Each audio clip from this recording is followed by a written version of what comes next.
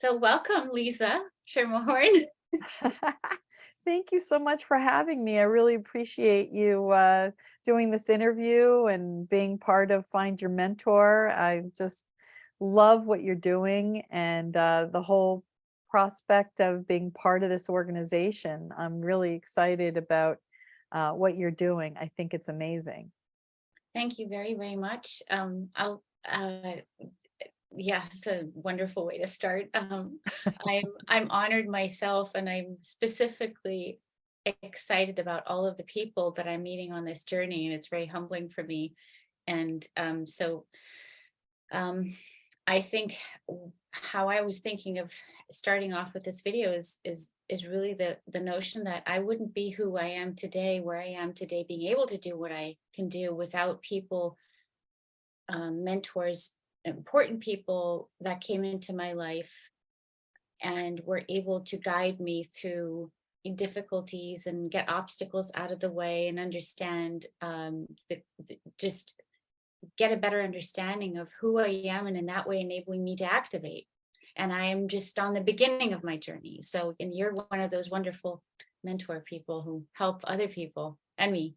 Well, thank you. And you just struck a chord when you just said that about mentors. And I think about all the mentors that I've had in my life and how I wouldn't be where I am today without them either.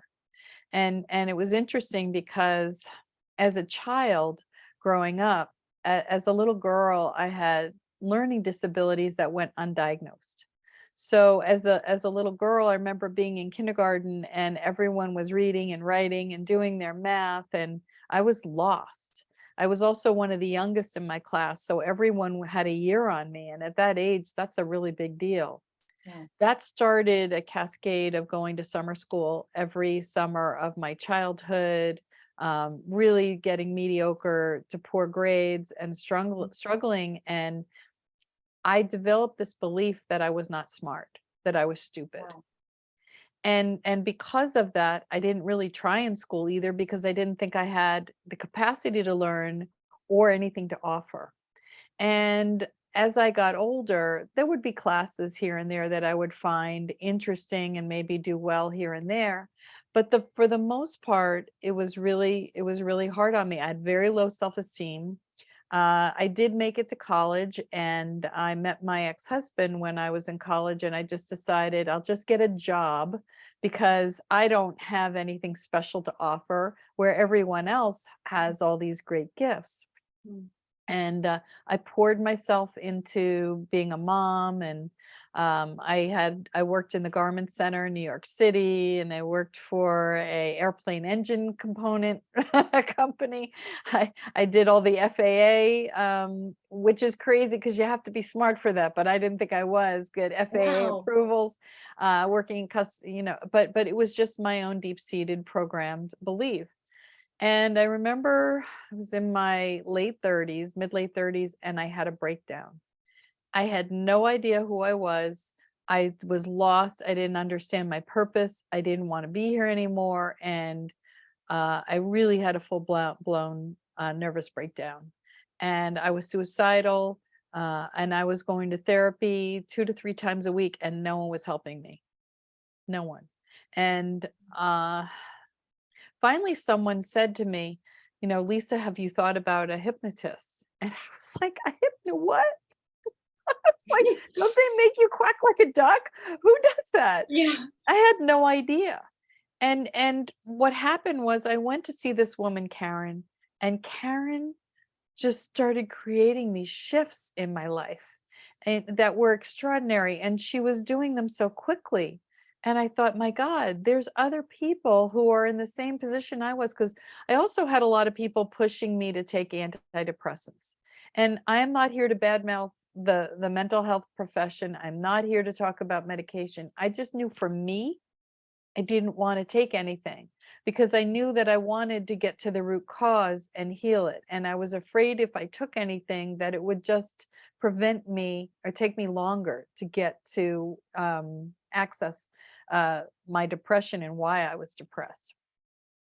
So I continued. Once I did some work with her, I was like, "Do you teach?" And she said yes. And she had just finished being certified by a woman named Doreen Virtue. So any A people nice name. who no, Doreen Virtue really brought Angel Messenger out there. She was out in California and she was channeling angels and ascended masters. And so she wrote this book about the ascended masters and what each one had to say. So we would meet every week and we would have to read about 7 of them, pick one, and then pray and ask with that particular ascended master. And we would come back and talk about messages that we got and all these miracles that were happening in our lives. And my Oh, life began to change. And I grew up Jewish, so I didn't have a relationship with Jesus. I didn't know anything about him. So I chose to work with him one day, and I asked for a sign. He was with me. I had a brand new deck of angel cards. And I took the plastic off the wrapper off, and I looked at all of them, and there were these beautiful illustrations of angels. And I closed them up, asked for a sign that Jesus was with me. And when I opened the deck of cards again, there was this one card that was white with red around the border and black writing, and it said God on it. I still have the deck there in the other room, but it's a constant reminder to me. And then I've had lots and lots and lots of miracle synchronicities. Um, I started to realize that I had this ability to tap into and get these messages and get information knowing that I was on the right track. And I thought, well, I think everyone can do that. They just have to get rid of all these negative belief systems because we have the ability to tap in directly. We don't need to go through anyone. So I wanted to study everything she did. So she was a hypnotist. She had studied NLP, neuro linguistic programming. She had studied mediumship. So I went to all her teachers. And all I wanted to do was be like her. And then when I realized that I finished, then I said, I can't be her. I have to figure out who I am. So I went on this journey of working with all these different people. And each one of those, like Karen was a huge mentor for me. And then I went to study with another woman, Pat, who was a hypnotist, but she also channeled angels. And she gave me a message that my spirit guide was next to me. And I'm like, a spirit, what? I was like, and she's like, oh, yeah, he's a tall Native American with high cheekbones. And he has a message. He wants you to read this book. And she didn't tell me the name. And she just said, let me go find it. And she couldn't find it anywhere in the room. And the room was dark. She left the room and then came and couldn't. And while she was gone, a book illuminated in a bookcase across the room. I got up and walked across the room and pulled a book off the bookshelf. She came in and said, oh, yeah, that's the book. And it was called Soul Retrieval by Sandra Ingerman. I read that book and I thought, that's nice. Who does that?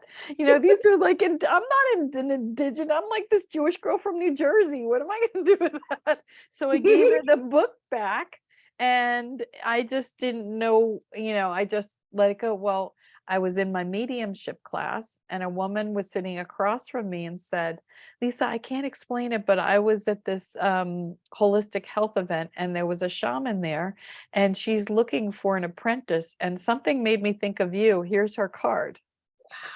And I went to meet, synchronicities. I know, and this is how my life has been. So I went to see this other woman, Karen, and she said to me, we met in person. And she said to me, I want you to go buy a rosemary plant and I want you to meditate with it for an hour and tell me what it says. Oh, wow. Again, this is like, okay, my family, like I'm going to be talking to plants. This was so weird to me. Yeah, like a So, plant is a mentor, right? yes. So I sat with the plant and I closed my eyes and I meditated for an hour and I wrote whatever came to mind. And Karen said to me, yep, I'll work with you. So I studied with her for 3 years. And then she moved, and then I found a fellow who taught energy medicine, and I studied energy medicine. So each person that has come to my life has built a richness that has, I learned all about the energy system and your chakras and how they work. We spent 3 years each weekend intensively on each chakra and then building on each one. So my life I got led to all of these mentors. I will tell you, I didn't choose any of these people. They came to me, and all through synchronicities. So I have learned how to surrender and allowed these people and circumstances to come to me. And I went on to then another bunch of stories where I ended up studying a West African form of shamanism, and spent time in Peru and did apprenticeships. So it just has developed. And then what's been interesting is I also love business.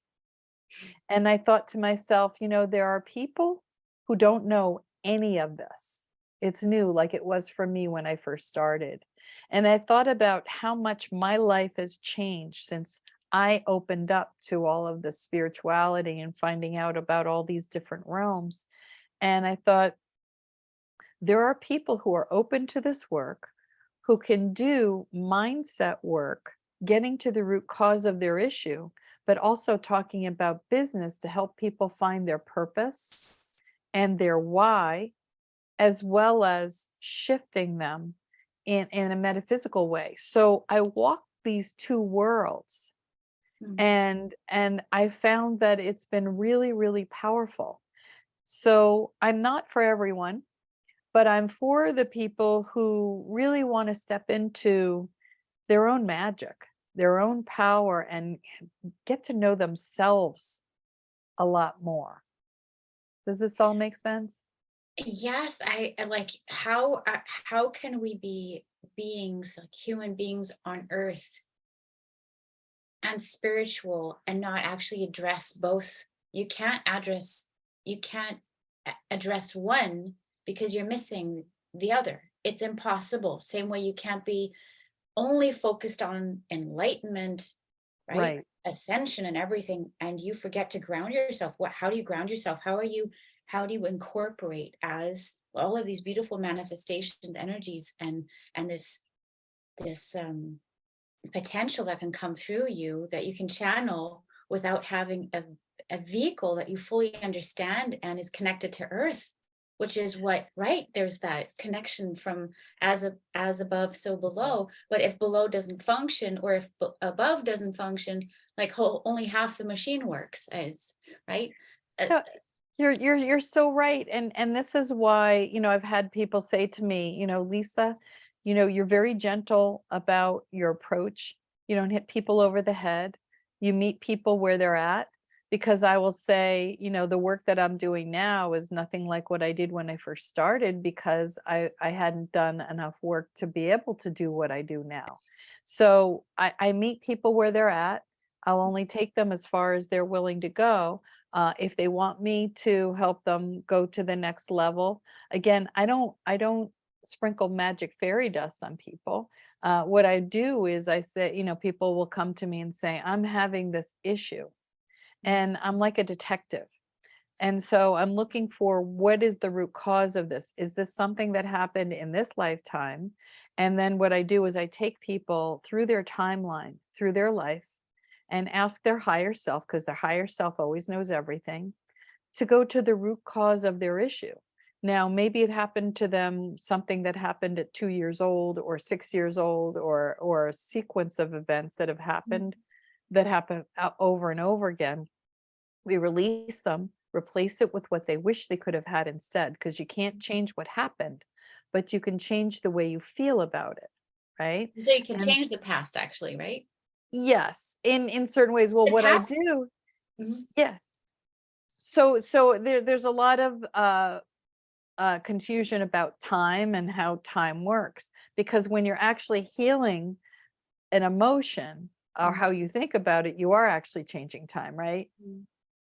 the question is like, how does time exist? And I keep on coming back to only through my memory or other memories, like memories of other people, if that wasn't there, or proof of something on a rock. But then how do you, again, only the memory or the documentation of what happened Right. is proof that that rock has a cut there because of what happened. But you actually, if there was no documentation, so it's so interesting listening to people who lost their memory, how they're able to reset their lives, baggage gone.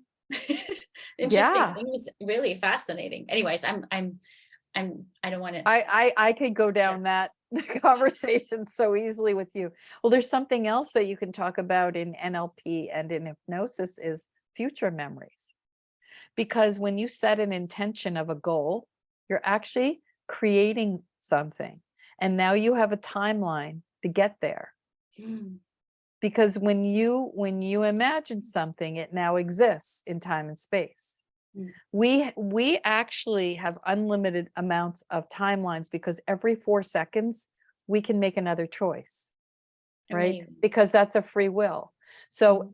think about how different your life would have been if you made a different choice 10 years ago. I was just thinking that. I'm like, so we stumble upon um, these things because, let's say there was a moment in time like what you described with your late 30s, um, where you're like, okay, you things just start to crumble because they're not sustainable anymore. Right. I'm just imagining what would have happened if we would have been able to start off life like that. Like so the responsibility, I also see, or the joy in my purpose in helping people come together and realize and educate each other through the concept of learning and teaching is, what if we could create some kind of shift or contribute to this shift so that the next generations actually have that understanding of, if they like, with our understanding now, if we would start over with having children, you've already had children, I have, but if I could like Yeah. push, if I could go back and I could redo that process, I would do it differently, even though I'm so glad about my child. But like, and if we could influence more people, there's so many people waking up, but the next generation, so let's say your children, my child, when they have children, and when they have children, how different it will be from us today. How amazing that is if Oh, we can contribute to that positively to that. Yeah. if I could be a mother now and start over again with the wisdom I have, I would have been a very different Yeah. parent, very different. I wouldn't have worried as much. I would have allowed, honestly, I Wow. would have allowed my kids to express themselves a little more. My son, always pushed the limits and he always made me a nervous wreck. But he was one of my teachers and I look at them that way. But here's something to think about that's really interesting. I had a client who came from a perfect childhood. He didn't have to deal with a lot of adversity, and his parents sheltered him. And he lived in this kind of Mayberry-esque, just this perfect kind of, childhood. He got to college and he had no skill set to function in the world. He didn't know how to deal with mean people. He didn't know how to deal with liars. He didn't know how to deal with people who he had never come across. He became Wow. anorexic. Yeah. He looked like a Holocaust victim because he had no self-esteem. He No had defense. no defense mechanisms. Wow. So in some ways, and I think about all the lessons that I've had, because I would never go to someone unless they've experienced what I have and overcome it. Someone who just sits and talks about it, I want someone who's lived it. I want I someone who's experienced it.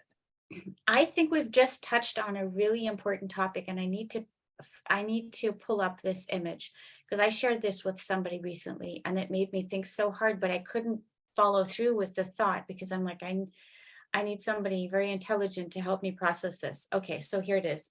May I just read this?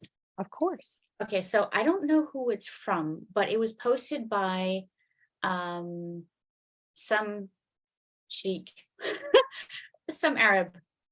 some Arab person. So they asked the founder of Dubai, Sheikh Mohammed bin Rashid, about the future of his country. And he said, my grandfather was on a camel.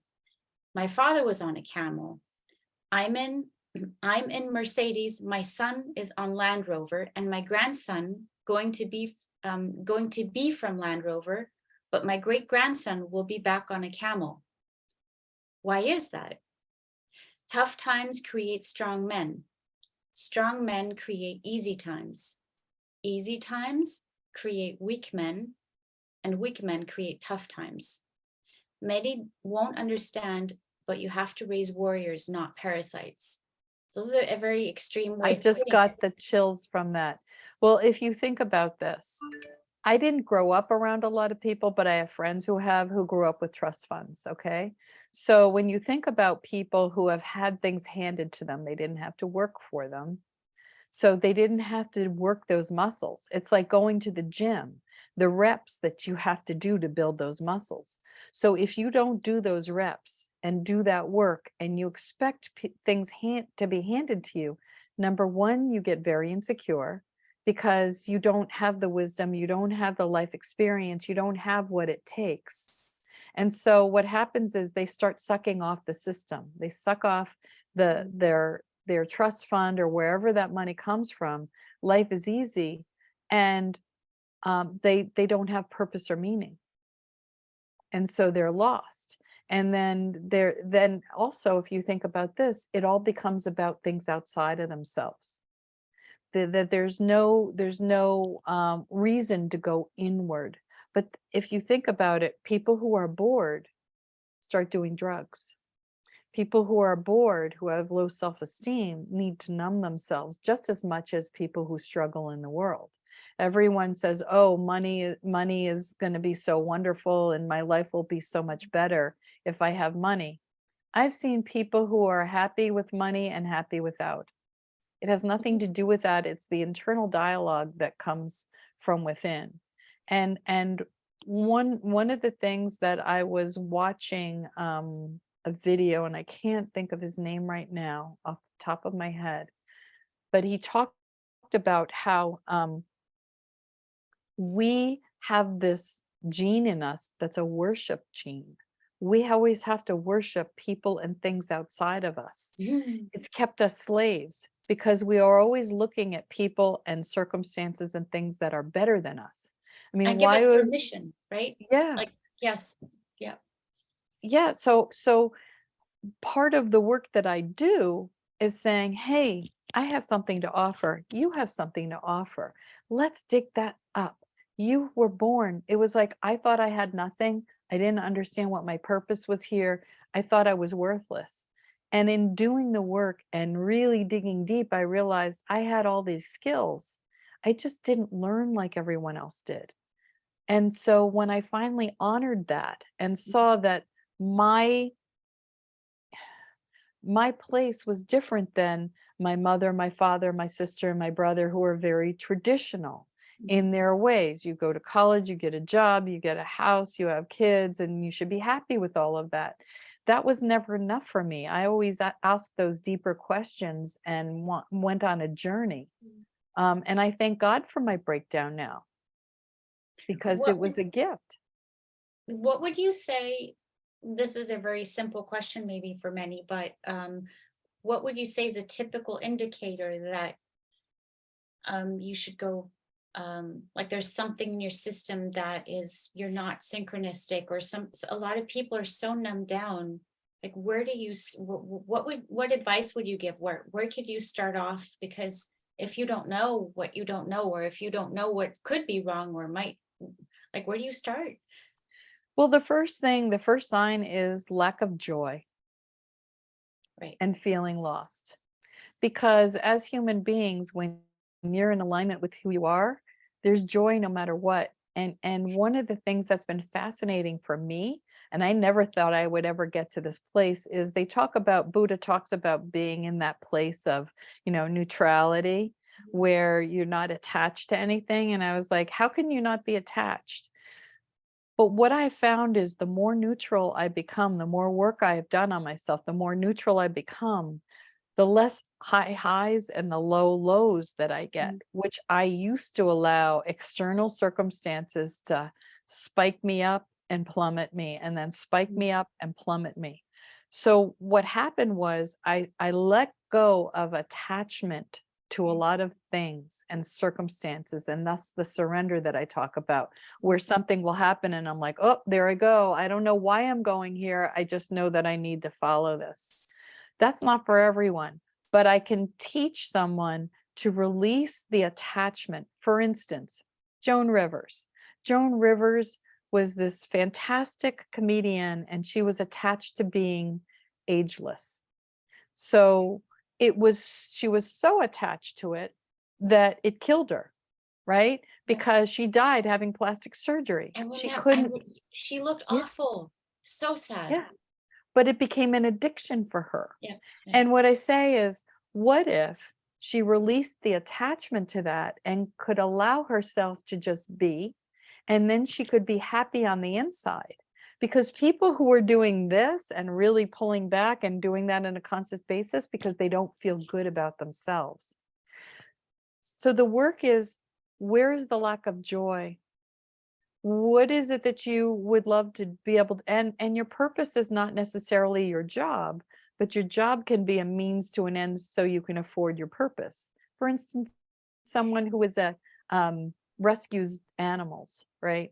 You're not going to oftentimes be able to afford, usually it's an outgoing cost.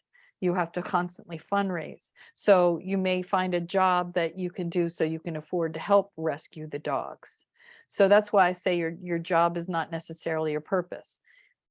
My purpose, no matter whether I'm being paid for it or not, I can't help doing what I'm doing. It's who I am as a human being. Yeah. Like it was a joke with my ex-husband who used to say, "How many people did you make cry at the cocktail party?" Because I would start digging and asking all of these deep questions, and all of a sudden they're like, "I've never told anyone this before." But somehow I trust you. Wow. So you're like doing therapy in the middle of a cocktail party. Here we go again. Yeah, but I just found that I would just intuitively just start, asking those questions, and then we'd get to those answers. And it's something that I just love. And getting back to, I became certified as a why coach Yes, because when that is, I, yeah. I have so many yeah, questions. yeah. And I'm not allowing you to ask me questions. I'm just going all over the place. It's about, Bouncing. I told you this is like I want to be quiet because I want to hear everything about you. I feel like I've just we don't know each other very long yet. But Right. the first moment we met in California, which is not long ago, I'm like, there's a lot to learn with and about Lisa. Oh, you're so Yeah. sweet. So I was doing a marketing class with someone, and she said, I have this friend who has this why business, who here would like to take a why test and discover your why. And I was like, that would be amazing. So I took this test, and it told me that my why is challenge. Now, challenge means I challenge the status quo and I think outside the box. Hence, growing up as a kid, I always thought outside the box, and I was always unique and different. And when you're that way, you get bullied. You don't feel like you fit in. And on top of that, I wasn't doing well in school. So I also thought I was stupid. So it was the combination of all of those things. But what I since discovered, that I just learned differently, and that I actually am really smart, and that it's just don't ask me to memorize large amounts of information from the standpoint to turn around and take a standardized test. That's not where it lies. I'm really more about figuring out problems and like the detective and things. And that's where I really like to have fun. So my why is challenge. And then I found out how I do that is help people find a better way. And what I ultimately bring is the ability to make sense out of complicated situations and problems. So when you have your why, your how, and your what, not only does it help you get in alignment to make decisions, is it different? Is it better? And does it make sense? Yes, and That's for like I could even see this being implemented for you as a person, as a family, as a couple, as a company, as a project, right? oh Doesn't that yeah, apply to everything? it As a does, country? because if I know, like in business, if I know the why of the people who I work with, then I can speak their language. Okay, so if I have a coworker whose why is trust, then I know that I'm going to use language with them, that I'm going to say, you can trust me. I've done my research on that. I'm going to use that kind of language. If I have someone else who's a challenge, I'm going to go, we're going to do something different that no one else has ever done. If I have someone who's right way, we're going to talk about structure and working within the lines because that's where they feel safe. If I have someone else who's simplify, these are people who have the ability to streamline things. Mhm. So you use that language. It creates rapport. It's beautiful in sales because you get to know and trust people immediately because you're using their language. They're like, this person gets me. And you can use it for your branding. Yes, marketing. I love the topic of marketing and sales when I was working more closely with clients. Now I'm just focused on Find Your Mentor. I'm so glad about it, but I love the work because marketing and sales has become it's become so distorted, and it's not what it should be. It's not as ethical as it should be. But so coming back to the why, w- does that does the why like where does it start? Where does the why start? Is it It like because starts you could go big and you can right? It then there's us. Well, for people who are familiar with Simon Sinek, who did his TED talk about the importance of knowing your why, a fellow named Gary Sanchez saw him speak, and he was blown away and went up to Simon and said, I need to find out what my why is. And Simon said, I don't teach people how to figure out their why. I tell them why it's important to know it. Mhm. So Gary went off on this 10-year exploration of interviewing people. And through the 10 years, he discovered that there's actually 9 whys. So I guarantee you that for you, one of your whys that's very strong is contribute. And Mhm. these are people who want to give and be of service to humanity. Now, just because it's not in my top 3 doesn't mean that I'm not contribute. We have all of them. I contribute is actually number 4. There's a sequence that goes all Okay. you go from your most important down, but Mhm. contribute is a huge part of who you are. And so you want to be of service. And what also in listening to you is you're always looking for a better way, something Oh that's yeah, better, optimizing. optimizing better, making things better. Yeah. And also So challenging. I think challenge is a big I was thing going too. to say challenges in there too, and Mhm. we'd have to see the order once you took the test, because Mhm. the challenging status quo, but challenge is also challenge to be different. Better way is making something better. So I have challenge where I always want to be different, but it's not always better.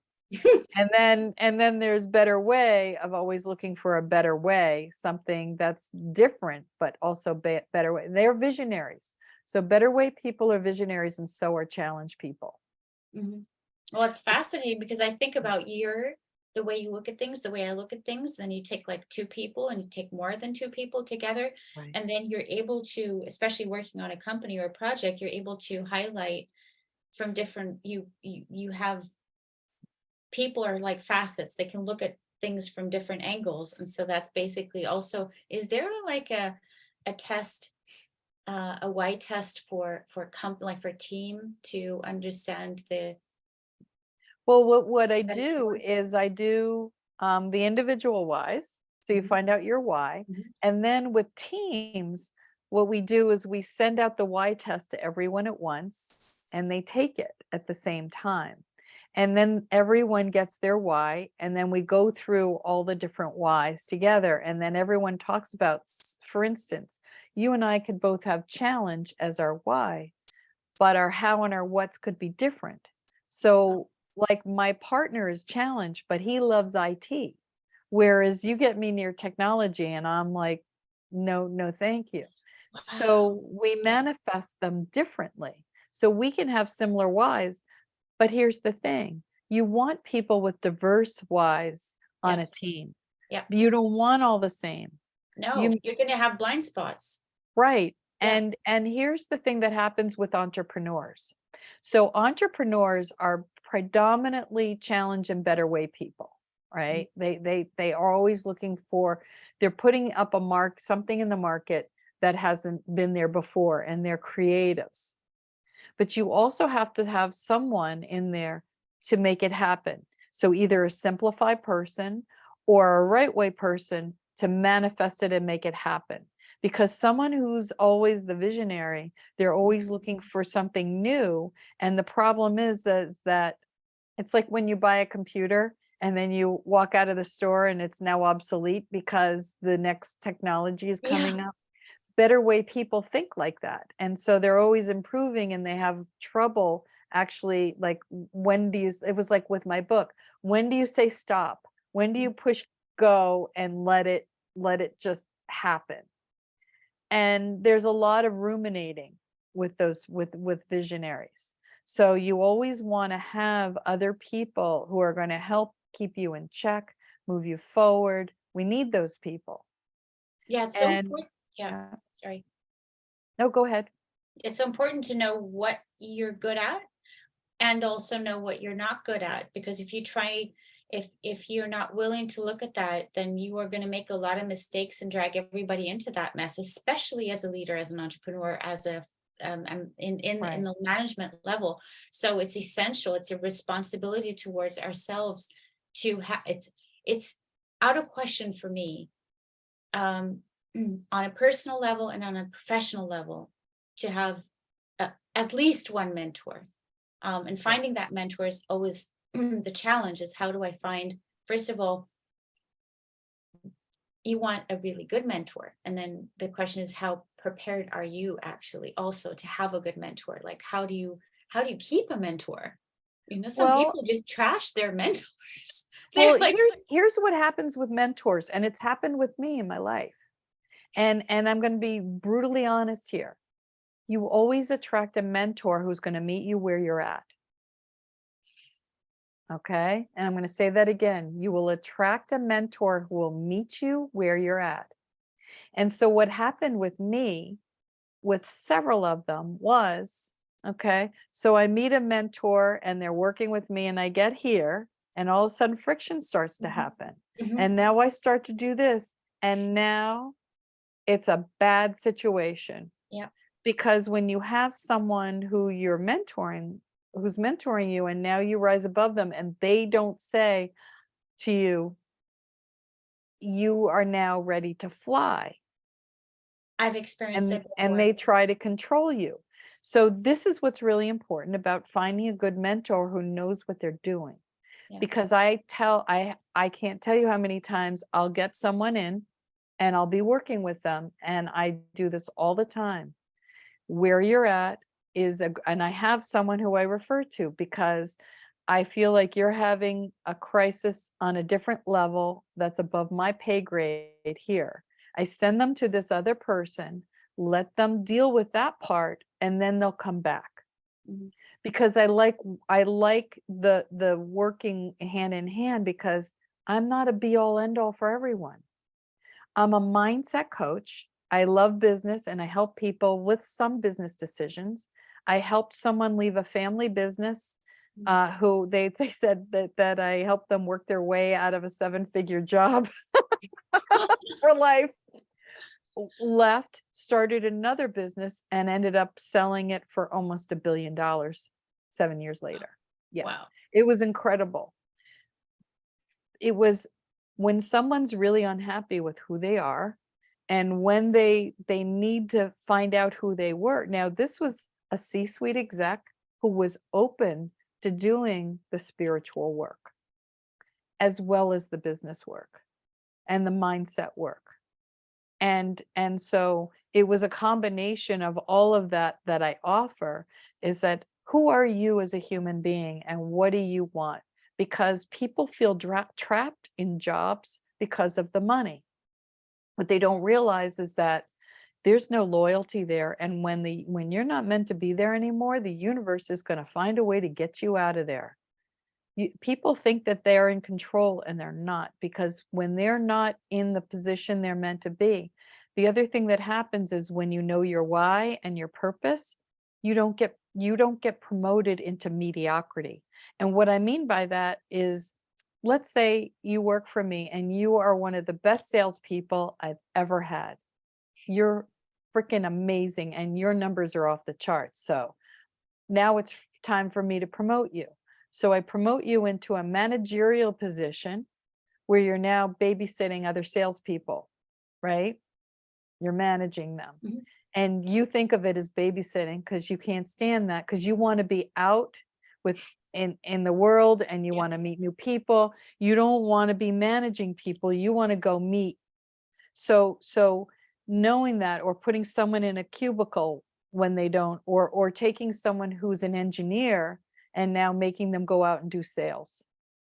Oh, Just yeah. because they're really good at one job doesn't mean they're good at another. Yeah. So when you know your why, the company can promote from their strengths, knowing who they are, and then they can retain them.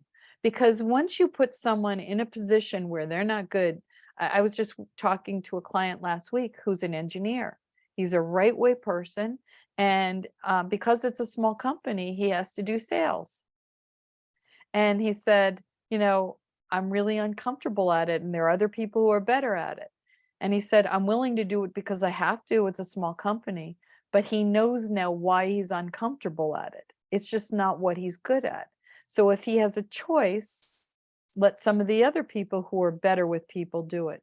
And when you know that about the people in your company, the company will rise, because it also is where you gain your energy from. Mhm. If I'm doing things that are different and better and make sense, and I'm doing what I love, I've been working 10, 12, 14-hour days for the past 5 months. And that's not normal for me, but I hit a stride where I had energy for it to go. And I would finish at 11 o'clock at night, and I'd be like, where's the next thing? And I had to make myself go to bed. Energizing. It's Yes. like the Wow. Energizer bunny. Mhm. But that's when you know that you're in your purpose and your why. Yes. Yes. So the why has been essential. Getting people. How many times do we have bosses that are miserable, and they Oh, project all their misery onto other people? oh, they're destructive. They're very destructive. Yeah. So they're playing out their childhood wounds on their employees. Mhm. It's a lose-lose situation for everyone.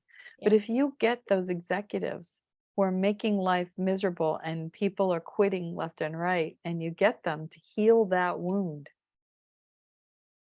people's wounds are their greatest gifts. When they heal that, you see this swing that happens, and then they have joy in their life, and then they have people who can't wait to come to work, because they don't need to take their unresolved problems and projecting it on everyone around them. Yes, the suffering stops. And Yeah. that's so beautiful. And if you think about how many families, it is a company, a family, a couple, same situation, same Well, problem. and that's it. And when you find out that your partner, what their why is, because here's something that I also learned. Everyone thinks that everyone thinks like they do. Everyone Yes. thinks that everyone sees the world through the same eyes, and that's not the case. So when you discover that I see the world through one lens, for instance, I had a client who was challenged. She was in a job. She's like, I hate my job. I'm miserable. I've been so miserable. She stopped taking care of herself. She had let her hair go. She had no makeup on. She was wearing drab clothing. She looked 20 years older than she was. And the first thing we did was the why test. And I said, you're a challenge person and you're in a right way job. First of all, misery. So second, I said, we talked about taking better physical care of herself. And that was part of a huge shift and change for her. And then we realized that her husband was also right way. Oh, So wow. there was a misunderstanding in communication. So when she understood that, they better understood each other and understood that there were strengths, not that they were trying to get at each other and irritating each other for a reason.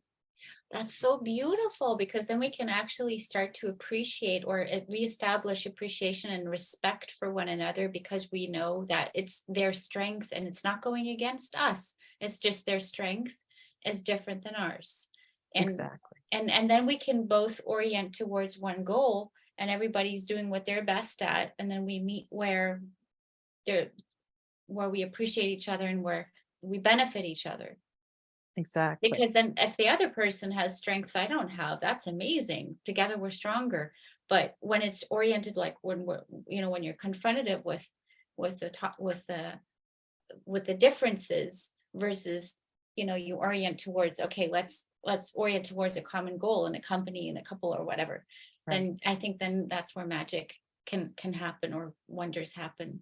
It does. And Oh, and yeah. the other thing that I had, I think I talked to you about this earlier, was that Greg Braden was saying how we have these cells that our brain creates, and our heart produces similar cells. They are brain cells, but they're from the heart. So when we have things that happen to us and we're struggling with any kind of trauma or anything that's happening, if we're only dealing it from a cognitive state, we've left out our hearts. We've left out the place where our feelings are, our soul resides, and we haven't healed that. So that's why people can stay in therapy for years, or when people are only dealing with something on a cognitive level. But if they can go in and then get to the root cause and heal it from this place, now you're golden. That means that you could be in therapy forever and it's not really going to help, right? Well, it doesn't say that it's not going to help, because I've been in therapy myself, Mhm. but I find that therapy gives you coping mechanisms, right? Mhm. How to deal with your anxiety, how to deal with your stress. But what about eliminating it? Yeah. Going You to the know, source. Yeah. going to the root Healing the cause and source. the source. Now, the source may be you've inherited it from an ancestor. Mhm. I have they've actually done studies where there's the science called epigenetics, where they Mhm. can actually take mice and they shocked them every time they smelled a particular smell. And then what happened was those mice, their grandchildren, their grandpups, every time they got near that smell, they would run without being No way. shocked. So Yeah. some, I guess we call that cell memory Yeah, or but it gets something. passed down. It's Yeah. cellular memory that gets passed down generation to I, generation. I think, It it's survival. I don't know if Dr. Bruce Lipton was talking about this, but I know that Greg Brad and Bruce Lipton, and then there's like they call themselves the three amigos. I forgot his name. Is it They Joe both Vitale? know No. Greg Braden, Dr. Bruce Lipton.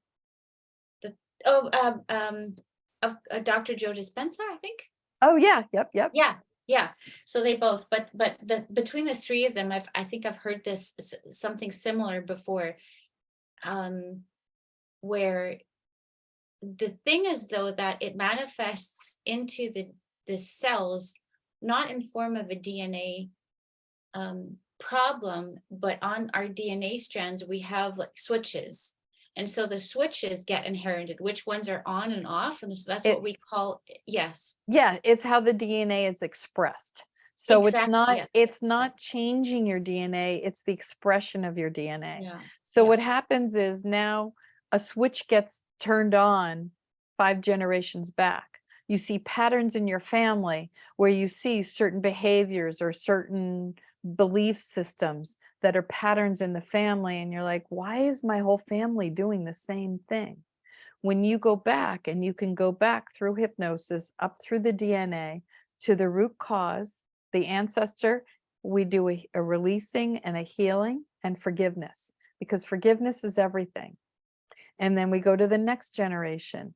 and healing, letting go, forgiveness, and then the next generation. And it's extraordinary. And it's one of the things that I've done with people with weight issues, because I've had people come to me who have not been able to lose weight. They lose it and then they go back, and we'll do the timeline work. We'll talk to their saboteur, the part of them that undermines them. We'll do all of this investigative work. And then I'm like, is there weight issues in your family? Oh, yeah. Did you have family members that experienced the depression? Was that a big issue? Oh, yeah. And then they start talking about the Clean Plate Club that came down several generations, and that they're eating and they don't even know why. So when you clear that up, you can clear it energetically and stop it from passing down to the next generation. But now you've been programmed at a different level, so then you have to work on that programming. But when you release it from your DNA, it stops it from reoccurring. You can get to that end result without bouncing back. Does that make sense? Yes, I've experienced this work before. Otherwise, it wouldn't be as normal for me, I'd say. Right. So I've literally seen miracles happen in my life and in the lives of other people who've experienced this as well. And it's something where you're like, well, I've inherited this sickness. Yeah, it's true. It doesn't mean you have to live with it, and you don't have to inherit it to your children.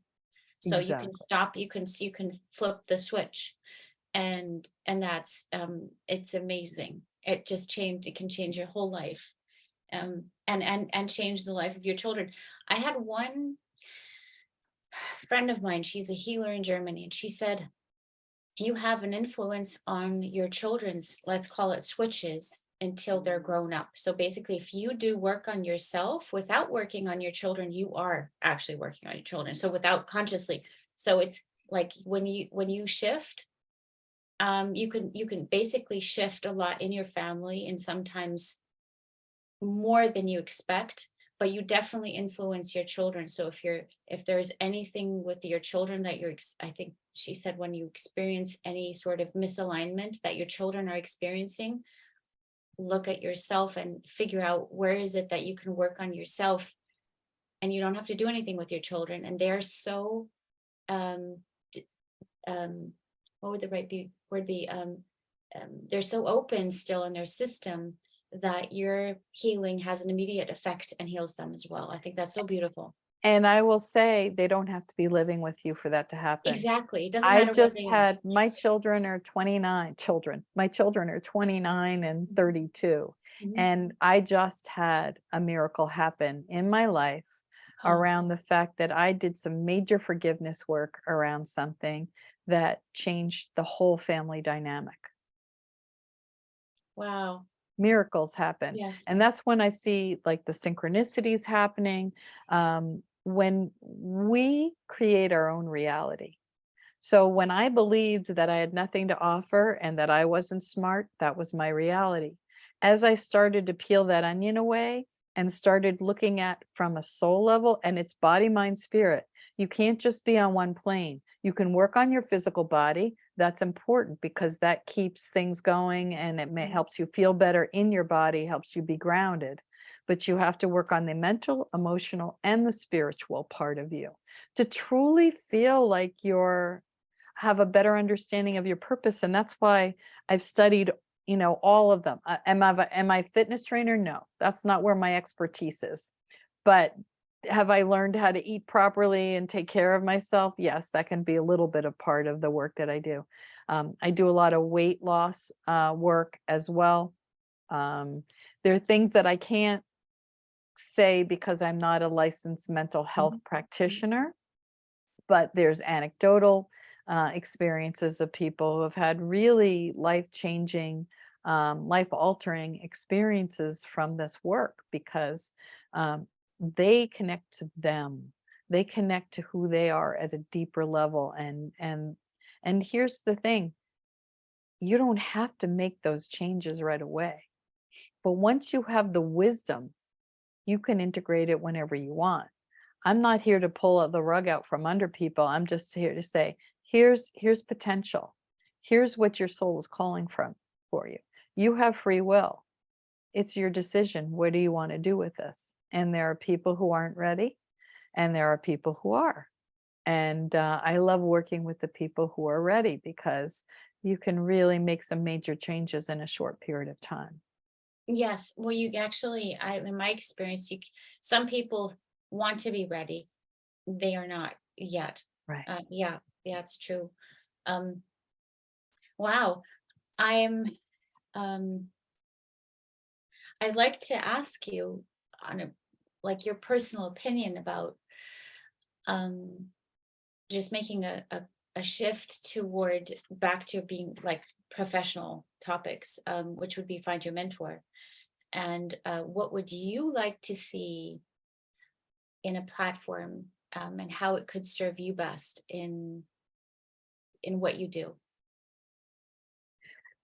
One Big of the question. hardest, yeah, one it is it, it the answer just literally popped into my head, because one of the things that I love about Find Your Mentor is I love doing what I do. It's a lot of work to get clients, because I have to spend a lot of time on sales and marketing, which takes me away from the time I need to work with clients. Because my work happens so quickly, oftentimes within weeks or a few months, people can shift very quickly. And so I'm always in a position where I'm having to market myself a lot to get new clients. So to be on a platform that can make that easier for me so that I can see more clients and help more people is a godsend. And I think that's true for most mentors and people. We're all good at different things. And hallelujah to people who love sales and marketing. I've done it. Am I great at it? Maybe sometimes, but and I love meeting people, and I'm a connector, and that's what I'm really good at. But when it comes to what you do and offering the sales and marketing and the platform and connecting people who are really right for each other, for instance, I'm not for everyone, right? Someone who's a banker who doesn't want to talk about their feelings is not going to want to work with me. Yeah.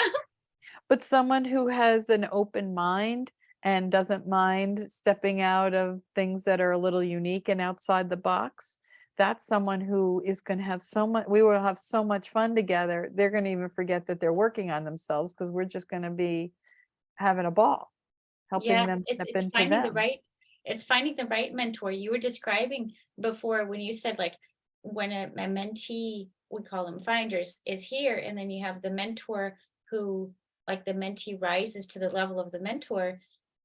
I think that a lot of mentors is basically everybody that has something to teach Mhm. could get stuck here, is because um, they're the coaches are so busy with marketing and sales and all these things that they don't have the capacity and time they need to be able to rise so they can keep on pulling their mentees up.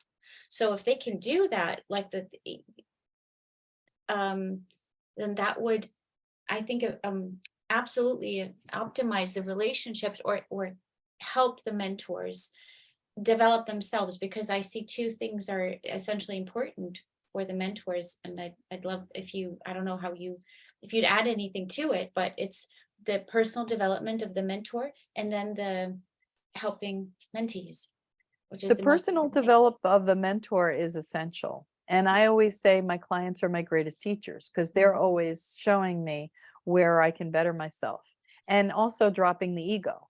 Because if I think I'm the best person out there and that, I know everything, then I'm in trouble, because I don't. I do the best I can with what I have. I've studied an enormous amount over the past 20 years, and I know I'm really good at what I do. But when I'm over my head with someone and I know that I can't offer something, there's a great resource here where I can say, you know what, here's someone else who I think would be a better fit for you. Mhm. Because the last thing you want to do is try and hold on to someone because you're afraid to let them go. And so as a mentor and a mentee, and a finder, you've got this resource where people can feel free to say, I'm not afraid to let someone go because someone else is going to rise There's someone enough else to me. resources. Yes, There's yes, yes. enough resources where someone else is working with someone else and say, oh, Lisa has some things, skill sets that I think you could use. And that Mm. frees them up to help other people. So Yes. it's this kind of, way of helping. And that's really how business is going to be done in the future, because there is no such thing as scarcity. There's enough for everyone. There always is. It's It's a just, yeah, not a zero sum game anymore, right? right. Yes. I'd love to talk to you about business, by the way. I think that's probably a separate conversation though, versus this one. Right, right. Well, we've covered a lot of things. The one thing, the other thing is I can also give advice on writing a book, because I just put myself through 9 months of this, and I want to show everyone. Yes, please. Please show your book. It's just So a I little don't know if you can closer. see. Yes. It's called "In Every Belief Is a Lie," and my A dear guide. friend Barry took the photo of me here. So it's a guide to exposing what controls your life and claiming your undisputed truth. So this is all about techniques and ways that you can figure out. It's a lot of self-help. There's a lot of tools in here. There's a lot of questions and exercises to help you do your own work. I'll So link you the can, book below. If you send me the link, then I can add that below so people can find the book. yeah, it's available on Amazon, and there's a QR code that you can click on, and it takes you to a couple meditations as well. And I'm in the process of recording the Audible book right now, but it's been a great tool to help people, so that they can really learn to help themselves.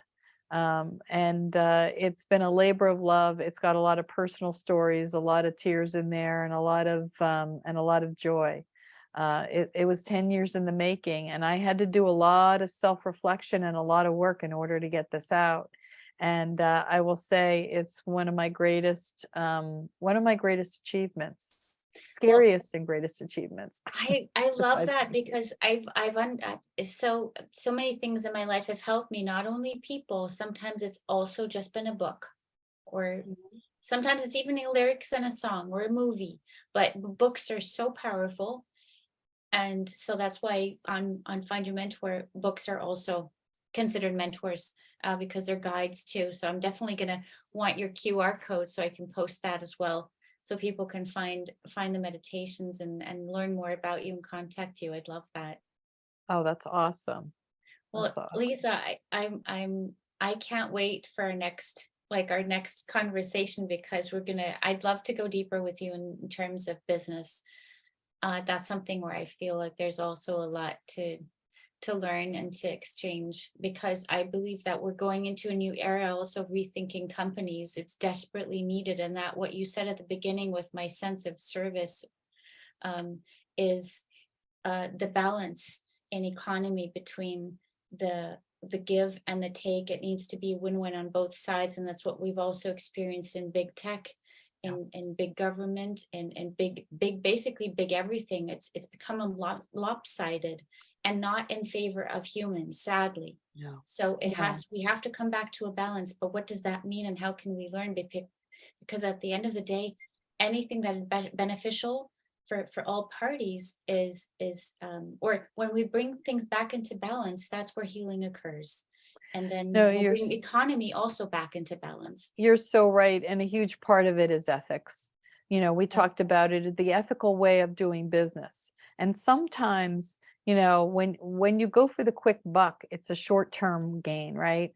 But when you nurture your employees and you encourage them and treat them with respect Mhm. and have ethical business practices, it changes everything, because trust is everything. And Simon Sinek did this. I saw this on social media recently, where he did this chart. You have the y-axis and the x-axis, and this is productivity, and this is trust. And he talked about how he interviewed the Navy SEALs, and how they work. And they said, I no saw one, that. yeah, Ah, no one wants the low productivity and low trust. mhm, And then you see in business, you have these people who are high productivity, low trust, and they're the bosses that no one wants to work for. And they mhm. said they'd rather the best leaders are always high trust, and they can even be medium productivity. Because when people trust, they'll bend over backwards for that person, and they make tremendous leaders. And so what people have to understand is the more ethical they are as bosses, as companies that people can trust, the more they're going to grow. And there's all kinds of data that shows that companies are much more profitable over time when they're ethical. Yeah. Wow. That's kind of like there's this like this I can feel like this energetic echo, from what you just said. The mic drop. Resonation. Yeah. Oh, it's something we can we yeah, we all have something to teach. No, we all have something to learn. All of us, not just the mentors, not just the mentees. We're all both actually. It's just about that activation. And I think we're all we start off as finders, and then we can develop into mentors, but we have to really be careful to never forget that we're always finders. Always. We We are can't be, always, yes. yeah. And that's the key with being a mentor, is that you never have to stop learning. There's always something to grow and stretch. Information changes. There's always new ways. And having a platform like this allows you to learn from other people. So, we're all mentors and finders. We're not just Yes, one. otherwise the finders will surpass you at one point, and then you're Exactly. you're you're basically left as a finder again anyway. Exactly, exactly. So Yeah. yeah, and you know what? I when I learn that someone else has a great skill that I don't have, I love connecting. Yeah, It's I'm just a like, I beautiful wanna I thing. wanna learn more. Yeah. Exactly. Yeah, learning is fun. Well, I know, Lisa, that you have like you're so busy. I know you have another um um something to get to. Yes. So I want to be respectful of your time. Thank you so much for giving me some of your valuable time, and also sharing with everybody who you are. I will, as soon as I have your link, I'll be able to share this video. Can't wait. Well, thank you so much. I really appreciate it. Okay. Until next time. Okay. Okay. Bye. Bye.